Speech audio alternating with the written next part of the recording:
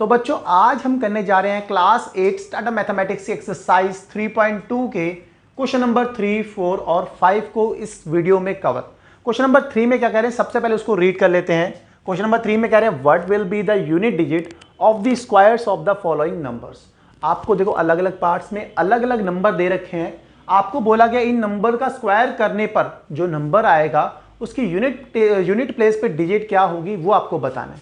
कहने का मतलब क्या है, मान लो 62 है, 62 का स्क्वायर करो तो कोई नंबर मिलेगा आपको, उस नंबर की यूनिट प्लेस पे जो डिजिट है वही आपको बतानी है। तो आप ऐसा मत करना, ये नहीं करना है आपको। जैसे आपको करो 62 का स्क्वायर बोला है, 62 का स्क्वायर फाइंड करते हैं। 2 2 जा 4, 2 6 जा 12, ठीक है, 6 2 जा 12, 2 1 कैरी 6 या 36 37।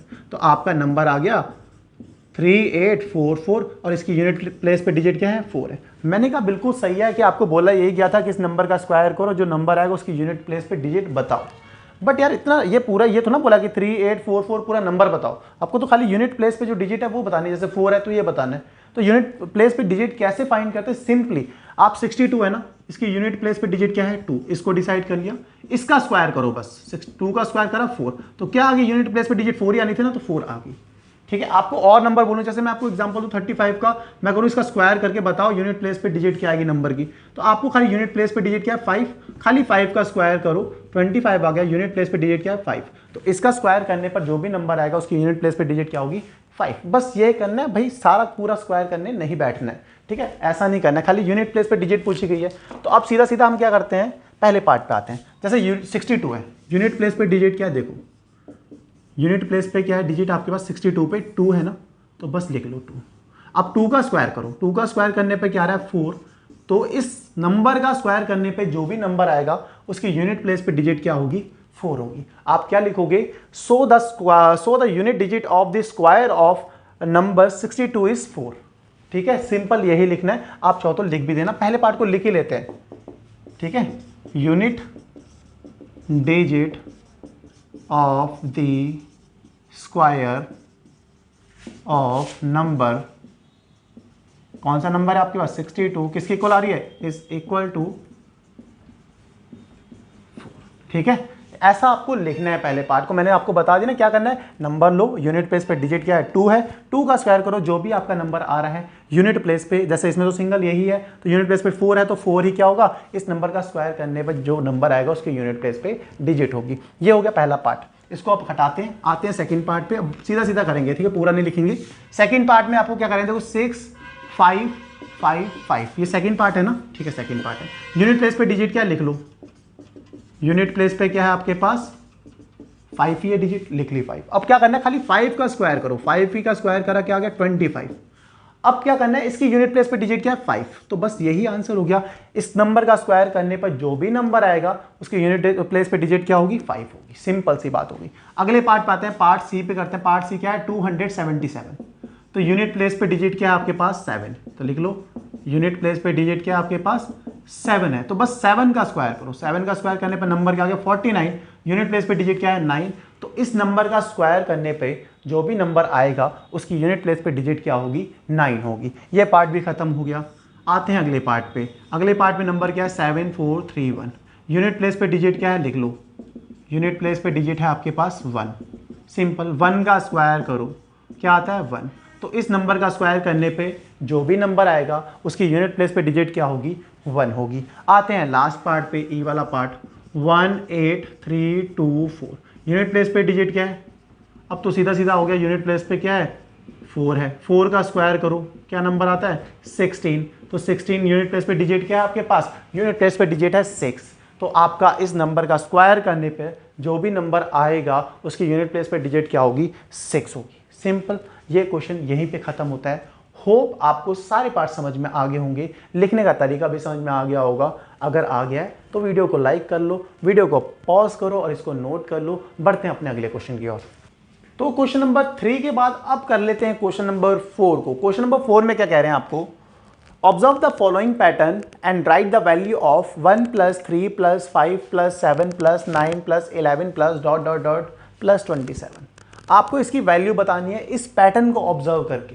ठीक है, सॉल्व करने मत बैठ जाना 1 + 3 4 4 + 5 9 ऐसा करके सॉल्व मत बैठना, इस पैटर्न को ऑब्जर्व करो, उसके बाद आपको इसकी वैल्यू बतानी है। देखो कैसे, 1 + 3 कितने टर्म है आपके पास, एक और एक 2, 2 का स्क्वायर करा 4 आ गया। इसमें देखो 1 + 3 + 5 कितने टर्म है, 1 2 3, 3 का स्क्वायर करा 9 आ गया।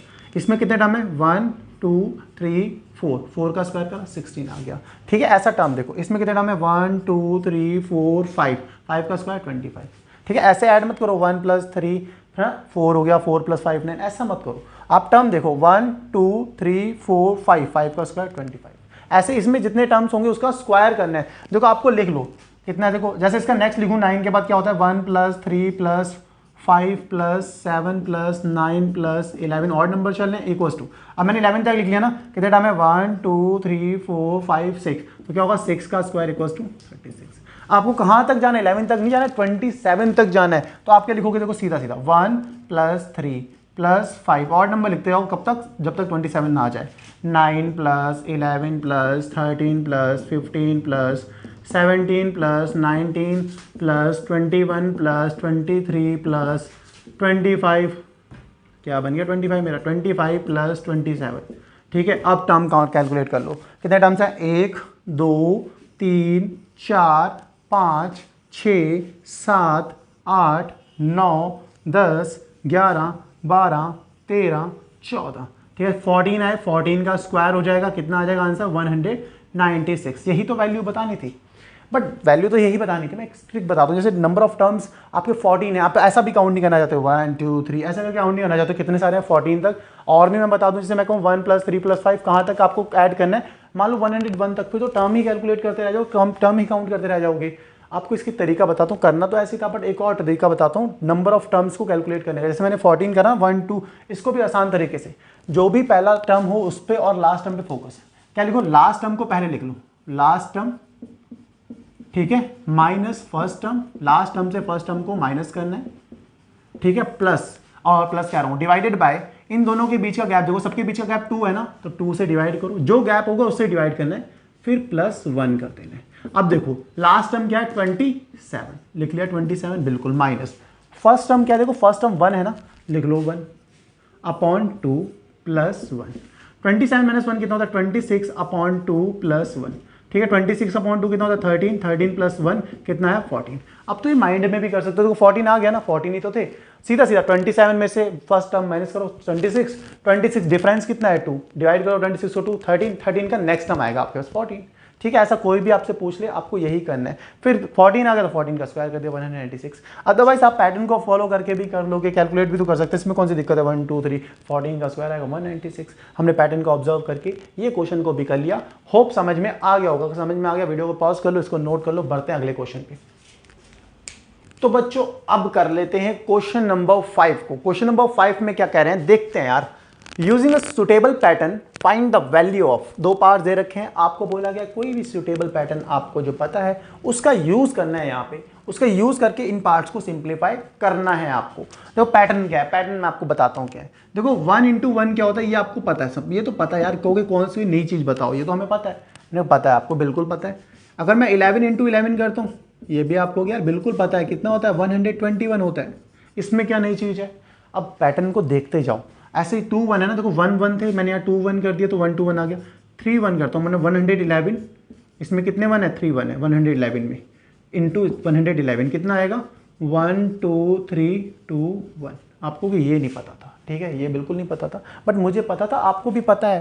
देखो ऑब्जर्व करना, इसलिए एक और लिख देता हूँ, कितने 1 करता हूँ 4 1 करता हूँ। उसके बाद मैं आपको बताऊंगा कि पैटर्न क्या है, किस पैटर्न, मुझे कैसे पता है, आपको भी पता है। ये 1 2 3 4 3 2 1 ये होता है इसका।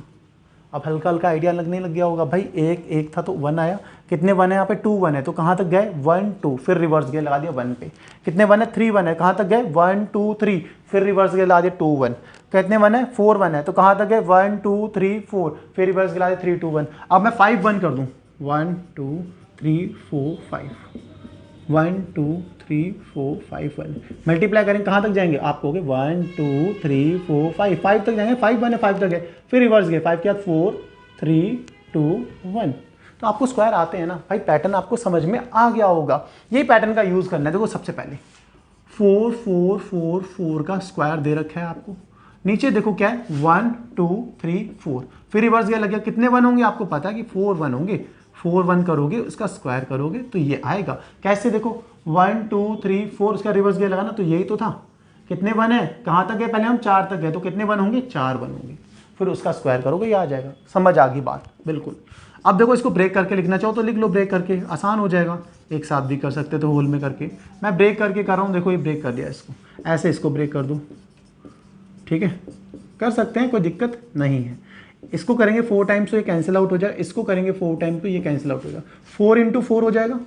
और बच्चों 4 इंटू 4 क्या होता है, 4 इंटू 4 इज 16। तो पहले पार्ट का आंसर बड़े प्यार से आ गया है 16, कुछ करना पड़ा नहीं। अब इस पैटर्न को हटाते हैं और करते हैं अपने सेकेंड पार्ट को।